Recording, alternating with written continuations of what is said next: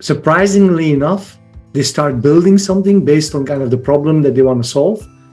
And then once the solution is ready, that's where they go and check in with the legal teams to validate what they've built. Is that compliant? Is that privacy preserving and what have you? And too often, the legal teams maybe don't understand all the specifics around AI. And if they don't understand, they say no by default.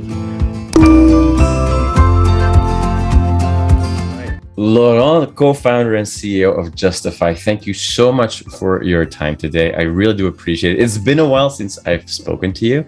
Obviously, our paths crossed years and years and years ago at Microsoft, back then in Microsoft, Belgium and Luxembourg. But both of us found our way to the other side of the Atlantic as we were working for that mastodon organization. My first question for you has to be, did you start your day with an ice bath? Well, honestly, today I didn't. I just traveled back from Belgium. I'm a little jet lagged, and actually I used that to start my day even earlier and do immediately some work. But yes, I'm still kind of very keen into ice baths. Yeah. Awesome. You know, me being very much on the side of cybersecurity in the last 2 years, we've seen a lot of issues with people that are adopting technologies without really knowing what they're adopting, whether those technologies beyond the immediate use case they can solve are good for them, or where in the case of cybersecurity, the responsibility of protecting lies. A perfect example is when people use, the big cloud players and put your data in there and applications in there, there's a shared responsibility there that those players expect from you. You are still responsible for knowing what you're using, why you're using things, and how to protect that. And in this explosion of new AI tools, specifically with Gen AI coming to the market, I get this creepy feeling of I'm seeing this again, where people are left and right wanting to use AI tools without maybe doing their due diligence. And this is where Justifai can at least help. Is that a correct way of teeing up? Yeah, I think it's a good introduction. What I would say is that so we make trustworthy AI accessible to all organizations for fast but responsible innovation. And that last part is really important because a lot of companies that today are innovating with AI, but are not taking into account privacy, compliancy, and what have you. And so what we do is we automate AI compliancy. Yeah. Does that mean that you also have to go in, that conversations that you have with people within customers are not your typical tech decision makers or enthusiasts, but that you have to think beyond that you have to have those conversations with people on HR sides, on marketing teams, strategy teams? Well, so the way I'm kind of thinking about this is that often we see a need for AI solutions popping up at the business side. The business kind of also feels the pressure from the market. They may be being disrupted by some competitors, or they see kind of an opportunity. And so hey, what can AI mean for us? So then you go to your data and AI teams and say, can you start to build something for us? Surprisingly enough, they start building something based on kind of the problem that they want to solve. And then once the solution is ready, that's where they go and check in with the legal teams to validate what they've built. Is that compliant? Is that privacy preserving and what have you? And too often, the legal teams maybe don't understand all the specifics around AI. And if they don't understand, they say no by default. Right. Or we kind of just see immediately that something is not right, and then the teams have to go back and redo the work. So the first thing that we always say is that you want to start your project with gathering requirements for the project across all your stakeholders. Business, because if you're not solving a business problem, maybe it's not even worthwhile to start. But business, the data, AI teams, other technical teams, IT teams, but also folks that are responsible for legal, ethics, privacy. If you don't have them in-house, maybe you should go work with an organization that can give you some advice. At least we can provide it from our platform as well. But once you have those requirements, that's where then you start to think about, okay, how are we going to technically build this solution and ensure that we are compliant with all the different regulations, standards, and what have you. What we do at Justify is that we, instead of providing you with a checklist of all the things that you need to check the boxes and make sure that you do it, we actually operationalize AI risk controls directly into the code of your AI system. And by doing that, your system by itself becomes compliant by design.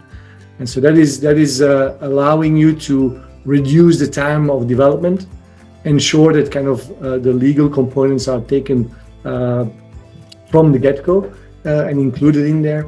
And so which means that the risk of your project being blocked by legal is slimming. And then ultimately, when you are out there, the risks for fines, and because more and more regulations are kind of putting some fines out there, is reduced. Reputational damage is protected in a way. So that's kind of what we are focused on. But yeah, you need to gather requirements before you start, not after. Like it's the same thing. If I take one analogy, is if you're gonna build a house, you're gonna sit down with an architect. You're going to kind of share a lot of information about what you're looking for. I want a 4-bedroom house. I want a garden.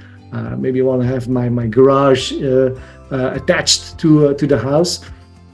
They will design a plan.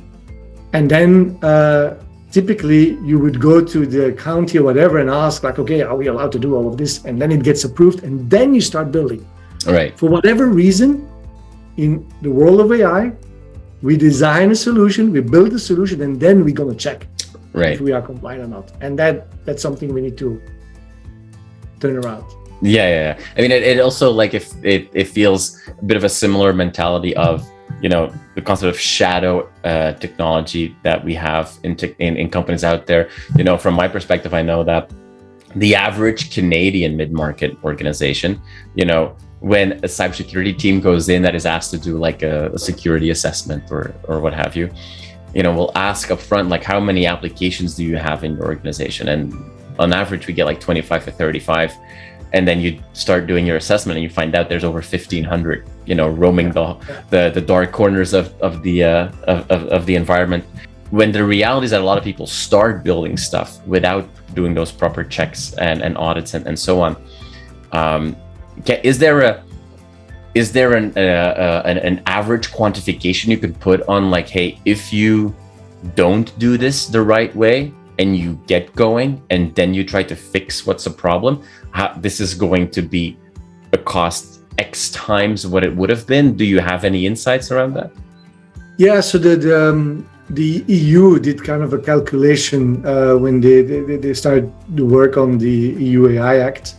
If you have a system currently and you need to adapt it to be conform with the EU AI Act, it's going to cost you about 300,000 euros in additional development cost. Yeah. And then about 100,000 euros in yearly maintenance, just in kind of resources, tools, and what have you. So that's kind of a first indication that we see. The problem is it's always like it's kind of that hidden cost you don't necessarily realize. It's also like we don't calculate the delay of bringing your solution to market, what it can really mean to the business, both from a cost reduction perspective or revenue gain. So I would even think it's a higher cost than that.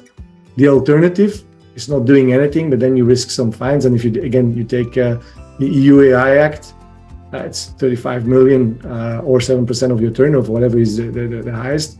If you, for instance, in California, you have the consumer privacy law. If you don't follow that, you can have kind of a fine between $5,000 to $10,000 per data record. Yeah. Imagine how many data records you have about kind of consumers if you're a bank or a telco. Oh, for whatever. sure. Yeah.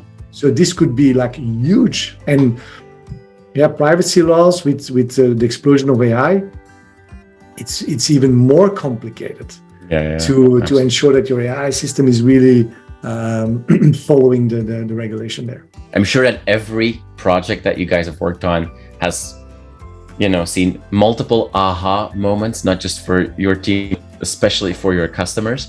Are you seeing some trends coming out of all of these aha moments? Well, so the first thing I will say is just that the maturity. Maturity is very low. And that's in a way a surprise. And if you just look at data governance, for instance, how many organizations are proficient in data governance? Not a lot. So now we are talking about AI governance, which is kind of a layer on top of it. It's mind-blowing to see kind of the level of maturity. So that's the first thing. The other piece that I'm kind of also kind of a aha moment for us is that there's quite a lot of people that are not deep into it, and which is normal. Like if you're building AI systems, you might not understand kind of the legislation. Right. And then on the other hand, if you look at the legal teams, it's normal that they are not deep into AI, for instance. And so those teams are kind of like under a lot of pressure. There's a lot of friction. And by the way, for the data team, it's not just your legal team, it's also your security team, it's your privacy team. It's like a bunch of teams that are putting pressure on that team. And so that is something we really need to streamline. We need to simplify. And I hope that we, with Justifai, we can actually deliver, by automating a lot of those processes, some solutions for those teams. Do you, based on what you just say, like, do you expect or advocate for, just how we've seen over the last 10 to 5 years, we've seen the rise of the CISO, if you will, to really focus on the security part, to take that off of the plate of the CIO or the CTO, sorry. Yeah. Do you expect something similar with everything that falls with AI, that organizations that are at a certain benchmark, maybe, or threshold, I should say, that they need somebody or a team to really understand that from that legal angle and technology angle at the same time? Yeah, it's a governing body that you need to have, and it needs to have the sponsorship, or the executive team needs to be part of that, because it's always also business decision in the end, ultimately. Exactly. So you need to bring those folks together, but with the speed of innovation that AI is bringing, we cannot do it in the old ways, right? If I can say it like that. I want to tell you a little analogy, and we're going to laugh with it. But we're kind of doing the same thing right now with AI. So did you know that in the UK, back in 1800 something, when the first car was manufactured, there was a lot of fear, because wow, now we have this machine in the streets and it's gonna hurt people, whatever. People will be kind of impacted by a crash or whatever. And so the UK said, okay, let's vote for the Red Flag Act. What is the Red Flag Act? It's basically that every vehicle in the streets need to have a person walking in front of the car about 60 feet with a red flag, making sure that everybody sees that there is a car approaching. Yeah. So they changed a little bit of the law. Now it wasn't 6 feet, it wasn't 20 feet, whatever. But can you imagine? That's ridiculous, right? And so what's happening now with AI is there's a lot of fear. Yeah. Everybody wants to control it. So what do? We will say, we need to have human oversight, which I think is a good thing, by the way. But suddenly we add a bunch of processes, checks, and what have you, in order to go and manage that AI system. I think we need to learn a page or two, or take a page or two from the automobile sector. Is right now the security is built in the car.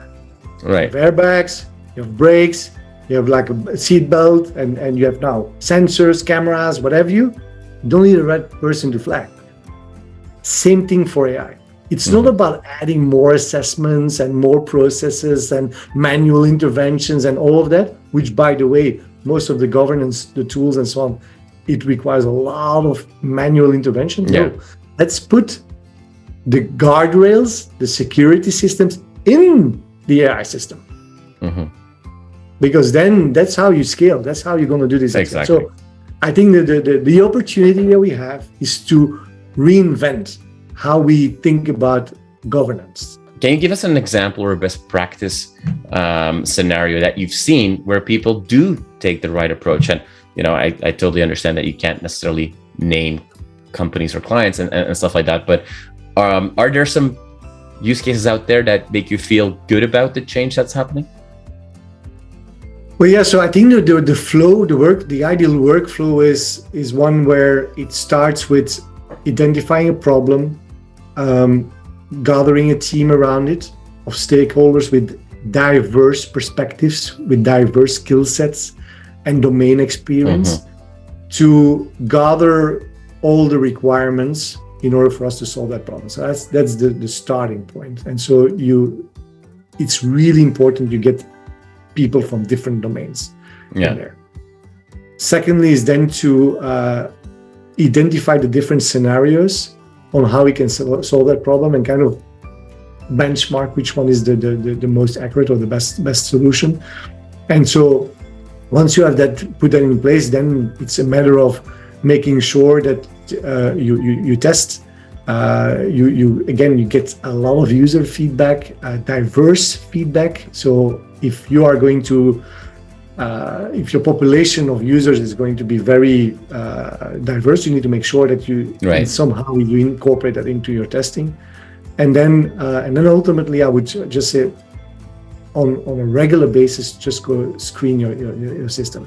Make sure it's still kind of operating in the way that you are seeing. And this is really important across all types of use cases, all types of industries. It's kind of the general workflow that I think is the way to approach an AI project.